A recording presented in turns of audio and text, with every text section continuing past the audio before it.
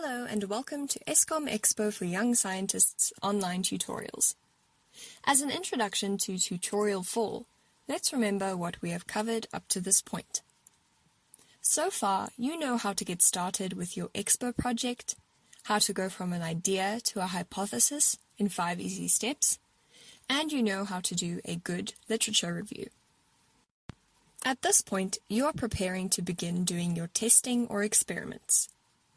It is important for a researcher to design or adopt appropriate research methods in order to produce meaningful data that explains a certain phenomenon or looks to solve the problem that the researcher has identified.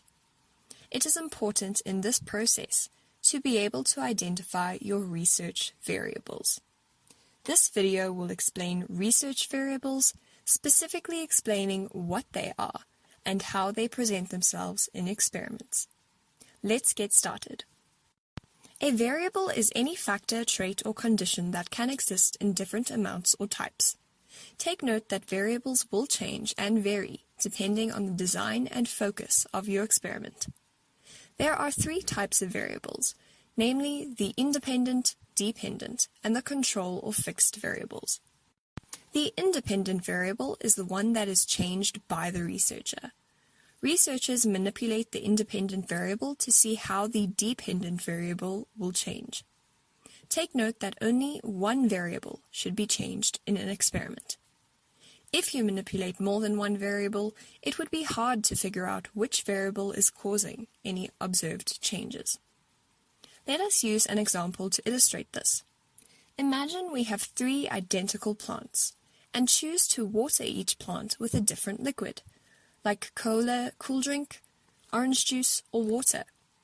This single changed variable will affect the growth or health of each plant differently. The dependent variable is the variable that a researcher is interested in. The dependent variable is what the researcher is trying to measure. Therefore, in our plant experiment, the height or health of each plant is the dependent variable, as this is directly affected by the independent variable. A control variable is an element that is not changed throughout an experiment, because its unchanging state allows the relationship between the other variables being tested to be better understood. In our example, the following elements are kept constant: the type of plant used in each pot, the type of soil used, the amount of exposure to sunlight that each plant gets, and the amount of liquid that each plant receives. Now that we can differentiate between the 3 variables, we need to help ourselves commit them to memory. Here are some fun images to help you. For the dependent variable, picture a lowercase d to be leaning against a ruler.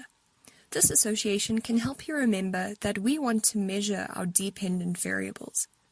This is helpful because when you start learning to graph your results, you will realize that the dependent variable is always on the y-axis, the vertical axis. The independent variable is always labeled on the x-axis. A fun way to remember this is to associate someone without a girlfriend or a boyfriend, or someone with an X, as someone who is independent. Special thanks to the JCP community-based project from the University of Pretoria for making this tutorial video possible. Remember to get in touch with us if you have any questions, and that's it from us. From the creators of this video, Amy and Nkwazi, we hope that you found this tutorial helpful and informative. Stay safe and good luck.